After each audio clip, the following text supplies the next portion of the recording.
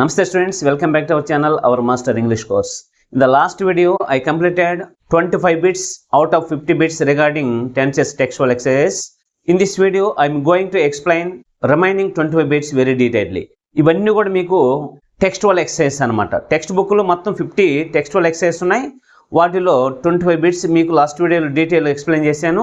ఈ వీడియోలో remaining 25 bits ని ఏ బ్లాంక్ లో ఏ ఆన్సర్ రాయాలి, ఎందుకు రాయాలి, ఏ బ్లాంక్లో ఏ కీవర్డ్ ఉంది లేదా దేన్ని బేస్ చేసుకొని మీరు ఆన్సర్ రాయాల్సి ఉంటుంది అనేది డీటెయిల్గా మీకు ఎక్స్ప్లెయిన్ చేస్తాను. అయితే వీడియోలో చెప్పినటువంటి ఫస్ట్ నుంచి లాస్ట్ వరకు స్కిప్ చేయకుండా అన్ని ఆన్సర్స్ బాగా నేర్చుకున్నట్లయితే మీకు పబ్లిక్లో కావచ్చు లేదా ఇతర కాంపిటేటివ్ ఎగ్జామ్స్లో కావచ్చు మీకు అవి చాలా ఉపయోగపడతాయి అన్నమాట. ఓకే, ఇప్పుడు ఎక్సర్సైజ్లో బిట్స్ చూద్దాం. When he dash tried to open the door, he dropped his key. మీరు ఆన్సర్ చేసే ముందు ఏం చేయాలి చెప్పాను. ఆన్సర్ చేసే ముందు ఇచ్చిన సెంటెన్స్ ఏ టెన్స్లో ఉందో ఐడెంటిఫై చేసిన తర్వాత మీరు బ్లాంక్లో ఆన్సర్ చేయాల్సి ఉంటుంది. ఎందుకంటే టెన్స్ని మీరు ప్రాపర్గా ఐడెంటిఫై చేస్తే ఆన్సర్ కరెక్ట్ అయ్యేదానికి ఛాన్స్ ఉంటుంది అనమాట. కాబట్టి ఫస్ట్ మీరు ఏం చేయాలి, ఇచ్చిన సెంటెన్స్ ఏ టెన్స్లో ఉందో ఐడెంటిఫై చేయండి, తర్వాత ఆన్సర్ని రాయండి. ఓకే, ఇది ఏ టెన్స్లో ఉందంటే పాస్ట్ కంటిన్యూస్లో ఉంది. ఇది పాస్ట్ కంటిన్యూస్లో ఉంది అని ఎలా చెప్తామంటే ఇక్కడ వెన్ వచ్చింది ప్లస్ ఇక్కడ సింపుల్ పాస్ట్ వచ్చింది. అంటే ఒక వాక్యంలో వెన్ కానీ వైల్ కానీ వచ్చి ప్లస్ సింపుల్ పాస్ట్ ఉన్నట్లయితే అది పాస్ట్ కంటిన్యూస్లో ఉన్నట్టు అని మీకు చాలాసార్లు చెప్పున్నాను అనమాట. ఇక్కడ ఏం చేయాలి, వాజ్ ట్రయింగ్ అని రాయాలి. అంటే when he was trying to open the door, he dropped his key. అంటే అతను డోర్ ఓపెన్ చేయడానికి ట్రై చేస్తూ ఉన్నప్పుడు కీని కింద పడేశాడు అనేది దాని యొక్క మీనింగ్. కాబట్టి ఇది పాస్ట్ కంటిన్యూస్లో ఉంది. Next one is Pranav dash never dash be to Chennai. ఇది ఏ టెన్స్లో ఉంది అంటే ఇక్కడ బి ఇచ్చారనమాట. బి అంటే అర్థమైంది బి ఫామ్. ఇది కొన్ని సందర్భాల్లో మీరు ప్రజెంట్ పర్ఫెక్ట్ గాను కొన్ని సందర్భాల్లో పాస్ట్ పర్ఫెక్ట్ గాను రాసుకోవచ్చు. ఎందుకంటే మీరు ఎప్పుడైనా చెన్నై వెళ్ళారా అని అడగాలనుకోండి, ఎలా అడుగుతారు, have you ever been to Chennai అంటే మీరు చెన్నైకి ఎప్పుడైనా వెళ్ళారా అనేది దాని యొక్క మీనింగ్. దాన్ని ప్రజెంట్ పర్ఫెక్ట్లో చెప్పుకోవచ్చు. లేదు have you ever been to Delhi అంటే అర్థమైంది మీరు ఎప్పుడైనా ఢిల్లీకి వెళ్ళారా అనేది దాని యొక్క మీనింగ్. కాబట్టి ఇక్కడ had never been to China అని రాయొచ్చు, లేదా had never been to China అని కూడా రాయొచ్చు. ఓకే, కాబట్టి హ్యావ్ నెవర్ బీన్ అంటే Pranav have never been to China. దీని అర్థమైంది ప్రణవ్ చైనాకి ఎప్పుడు వెళ్ళలేదు అని దాని యొక్క మీనింగ్. ఒకవేళ చైనా వెళ్ళామని అడగాలంటే ఎలా అడగాలి, have you ever been to China అంటే చైనాకి ఎప్పుడైనా వెళ్ళావా అనేది దాని యొక్క మీనింగ్. ఒకవేళ పోయి ఉంటే yes I have been to China, లేదు I had been to China, ఎలాగైనా చెప్పుకోవచ్చు. ఒకవేళ పోలేదనుకోండి, no I had never been to China, లేదా I have never been to China, అలా చెప్పాలన్నమాట. కాబట్టి ఇక్కడ ఏమొస్తుంది, Pranav have never been to China అనేది దాని యొక్క meaning.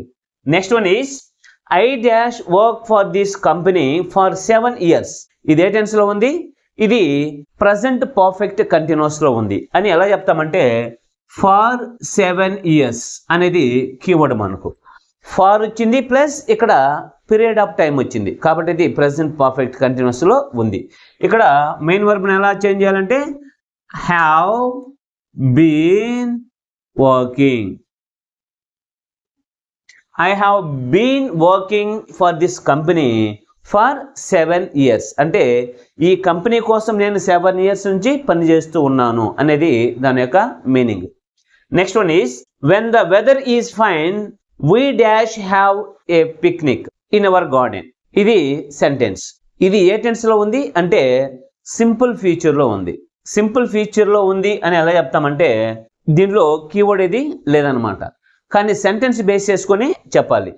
When the weather is fine అంటే వెదర్ ఫైన్గా ఉన్నప్పుడు నేను గార్డెన్లో పిక్నిక్ వెళ్తాను అనేది దాని యొక్క మీనింగ్. కాబట్టి ఇక్కడ విల్ హ్యావ్ అనేది ఆన్సర్ని రాయాలి. ఇది సింపుల్ ఫ్యూచర్లో ఉన్నట్టు అర్థమవుతుందా? Next one is stop that somebody dash come. ఇది ఏ టెన్స్లో ఉంది? ఇది ప్రజెంట్ కంటిన్యూస్లో ఉంది. ఇది ప్రజెంట్ కంటిన్యూస్లో ఉంది అని ఎలా చెప్తామంటే స్టాప్ దట్ అనేది మనకు కీవర్డ్. ఇక్కడ ఇంకోటి కూడా మీకు చెప్పాను అనమాట, ఎక్స్క్లమేషన్ మార్క్ ఉన్నా కూడా మీకు అది ప్రజెంట్ కంటిన్యూస్ అని ఐడెంటిఫై చేయాలని చెప్పాను. కాబట్టి ఇక్కడ ఏం రాయాలి? Somebody is coming. ఇది ప్రజెంట్ కంటిన్యూస్లో ఉంది కాబట్టి ఇది దాని యొక్క answer. Okay, next one is Sindhu dash play tennis since she was 7. ఇది ఏ టెన్స్లో ఉందంటే ప్రజెంట్ పర్ఫెక్ట్ కంటిన్యూస్లో ఉంది. ఇది ప్రజెంట్ పర్ఫెక్ట్ కంటిన్యూస్లో ఉంది అని ఎలా చెప్తామంటే since she was 7. Since she was 7 అనేది కీవర్డ్ మనకు. అంటే ఆమె 7 years ఉన్నప్పటి నుండి టెన్నిస్ ఆడుతూ ఉంది అని దాని యొక్క మీనింగ్. కాబట్టి ఆన్సర్ ఏం రాయాలి? హ్యాస్ బీన్ ప్లేయింగ్ అని రాయాలి. హ్యాస్ బీన్ ప్లేయింగ్ అని ఎందుకు రాయాలంటే ఇది పర్ఫెక్ట్ కంటిన్యూస్లో ఉంది కాబట్టి. Sindhu has been playing tennis since she was 7 అంటే అర్థమైంది ఆమె 7 years వయసు నుంచి టెన్నిస్ ఆడుతూ ఉంది అని దాని యొక్క meaning. Next one is they dash meet my brother and hour ago. ఇది ఏ టెన్స్లో ఉంది అంటే సింపుల్ పాస్ట్లో ఉంది. ఇది సింపుల్ పాస్ట్లో ఉంది అని ఎలా చెప్తామంటే యాన్ ఆర్ ఎగో. ఎగో అనేది సింపుల్ పాస్ట్ యొక్క కీవర్డ్ కాబట్టి మెయిన్ వర్బ్ని ఏం చేయాలి? V2 ఫామ్లోకి చేంజ్ చేయాలి. They met my brother and hour ago. Ago అనే పదం ఒక సెంటెన్స్లో చూసారంటే అది సింపుల్ పాస్ట్ అనే విషయాన్ని మీరు ఐడెంటిఫై చేయాలి. వాళ్ళు మా బ్రదర్ని 1 గంట క్రితం కలిశారు అని దాని యొక్క meaning. Next one is he dash wash his hand before every meal. ఇది ఏ టెన్స్లో ఉంది అంటే సింపుల్ ప్రెజెంట్లో ఉంది. ఇది సింపుల్ ప్రెజెంట్లో ఉంది అని చెప్పడానికి కీవర్డ్ ఏదైనా ఉందా అంటే ఎవ్రీ మీల్. ఎవ్రీ మీల్ ఉంది కాబట్టి ఇది సింపుల్ ప్రెజెంట్ యొక్క కీవర్డ్. కాబట్టి ఇక్కడ మెయిన్ వర్బ్ని ఎలా చేంజ్ చేయాలి? వాషెస్ అని రాసుకోవాలి. ఓకే, అంటే అతను ప్రతి మీల్కు ముందు చేయగడుక్కుంటూ ఉంటాడు అని దాని యొక్క meaning. Next one is the butcher dash kill several pigs a moment ago. ఇది ఏ టెన్స్లో ఉంది అంటే సింపుల్ పాస్ట్లో ఉంది. సింపుల్ పాస్ట్లో ఉంది అని ఎలా చెప్తామంటే ఏ మూమెంట్ ఎగో. ఏ మూమెంట్ ఎగో. ఎగో అనేది మనకు సింపుల్ పాస్ట్ యొక్క కీవర్డ్ కాబట్టి ఇక్కడ మెయిన్ వర్బ్ని ఎలా చేంజ్ చేయాలి అంటే killed. The butcher killed several pigs a moment ago. ఒక కసాయి చాలా పిగ్స్ ని 1 మూమెంట్ క్రితం చంపాడు అని దాని యొక్క meaning. Okay, next one is cows dash feed on grass. ఇది ఏ టెన్స్లో ఉంది అంటే సింపుల్ ప్రెజెంట్ టెన్స్లో ఉంది.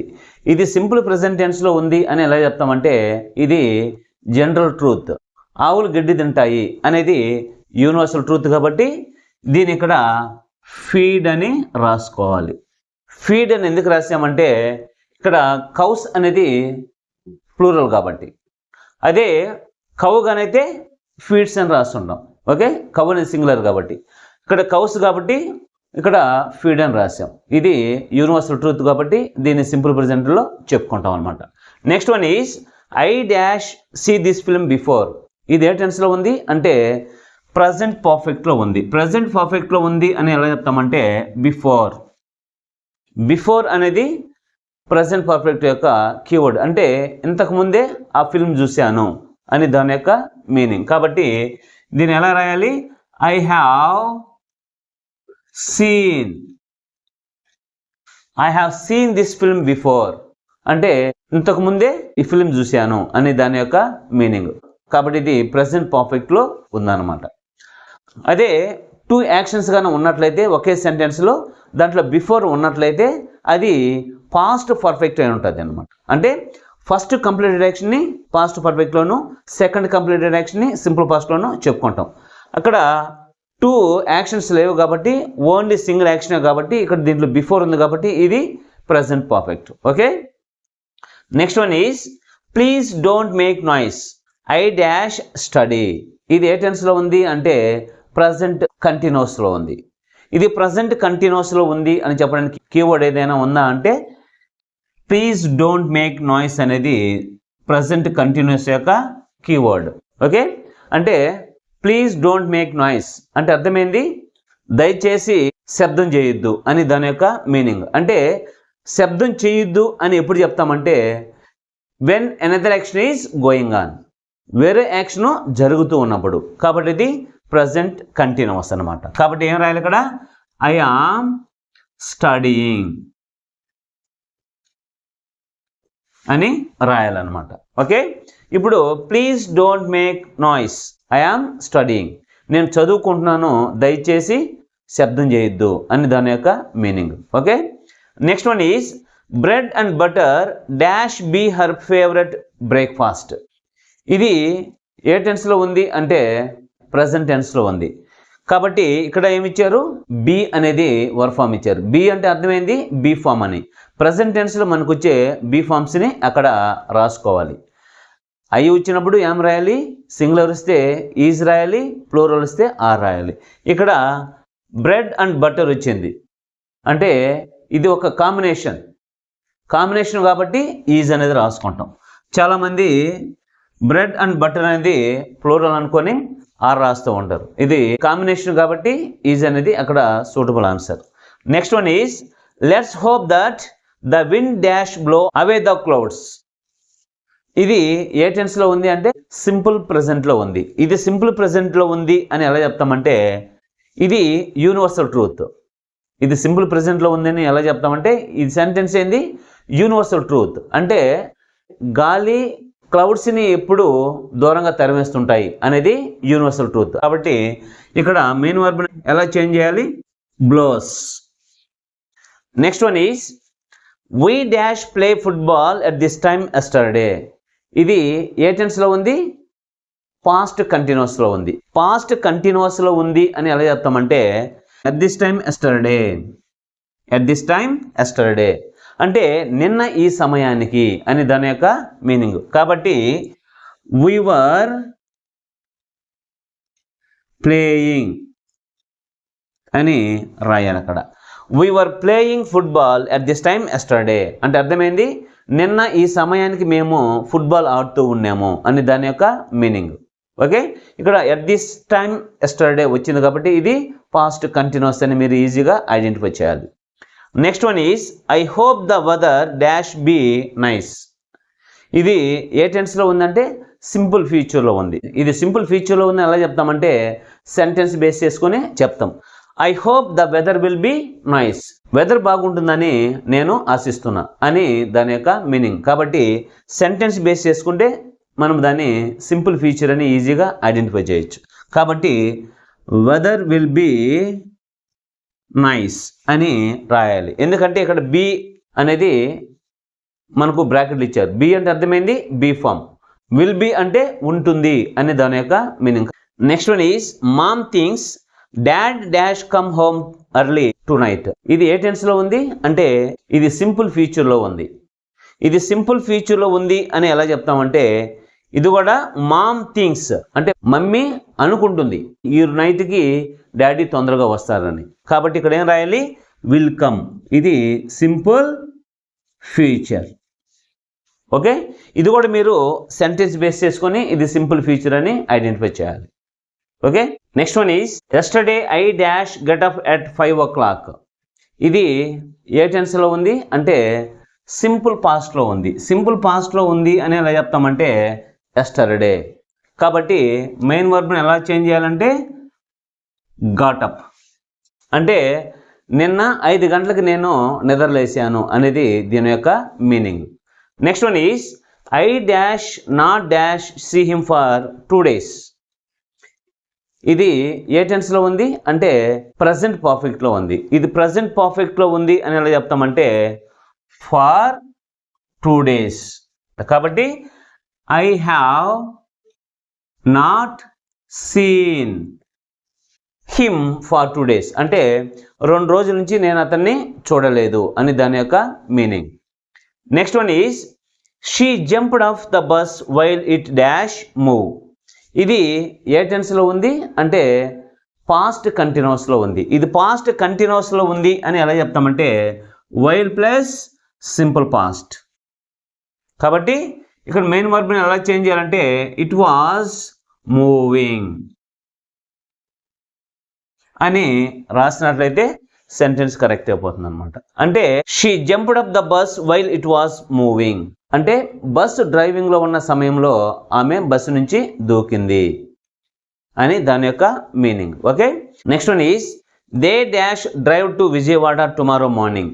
ఇది ఏ టెన్స్లో ఉంది అంటే సింపుల్ ఫ్యూచర్లో ఉంది. ఇది సింపుల్ ఫ్యూచర్లో ఉంది అని ఎలా చెప్తామంటే టుమారో మార్నింగ్. కాబట్టి మెయిన్ వర్బ్ని ఎలా చేంజ్ చేయాలి? దే విల్ డ్రైవ్ అని రాయాలి. ఓకే, ఇక్కడ టుమారో అనేది ఉంది కాబట్టి ఇది సింపుల్ ఫ్యూచర్ యొక్క keyword. Next one is we always dash watch movies on Sunday. ఇది ఏ టెన్స్లో ఉంది అంటే సింపుల్ ప్రెజెంట్లో ఉంది. ఇది సింపుల్ ప్రెజెంట్లో ఉంది అని ఎలా చెప్తామంటే ఆల్వేస్ అనేది సింపుల్ ప్రెజెంట్ యొక్క కీవర్డ్. ఓకే, కాబట్టి మెయిన్ వర్బ్ని ఎలా చేంజ్ చేయాలంటే V1లోకి చేంజ్ చేయాలి. Watch, we always watch movies on Sunday అంటే అర్థమైంది మేము ఎప్పుడు సండే మూవీ చూస్తూ ఉంటాము అని దాని యొక్క meaning. Okay, next one is I dash do a lot of work today. ఇది ఏ టెన్స్లో ఉంది అంటే సింపుల్ పాస్ట్లో ఉంది. సింపుల్ పాస్ట్లో ఉంది అని చెప్పడానికి కీవర్డ్ ఏదైనా ఉందా అంటే లేదు. దీన్ని కూడా మీరు సెంటెన్స్ బేస్ చేసుకోవాలి. ఇక్కడ ఏం చేయాలి? ఐ డిడ్ అని రాయాలి. లేదు దీనికి ప్రజెంట్ పర్ఫెక్ట్ కూడా రాసుకోవచ్చు. ఐ హ్యావ్ డన్ అని కూడా రాసుకోవచ్చు. Okay, I did a lot of work today. ఈరోజు నేను చాలా పని చేశాను అనేది దాని యొక్క మీనింగ్. లేదు I have done a lot of work today.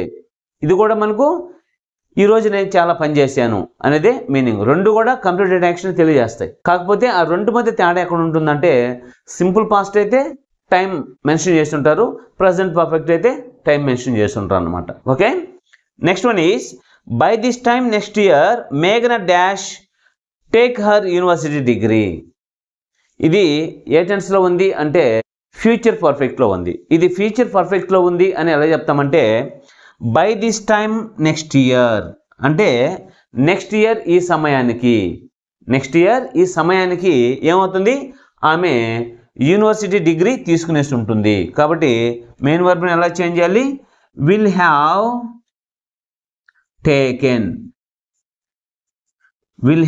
Taken అని రాయాలి. నెక్స్ట్ ఇయర్ ఈ సమయానికి ఆమె యూనివర్సిటీ డిగ్రీ తీసుకునేసి ఉంటుంది అనేది దాని యొక్క మీనింగ్.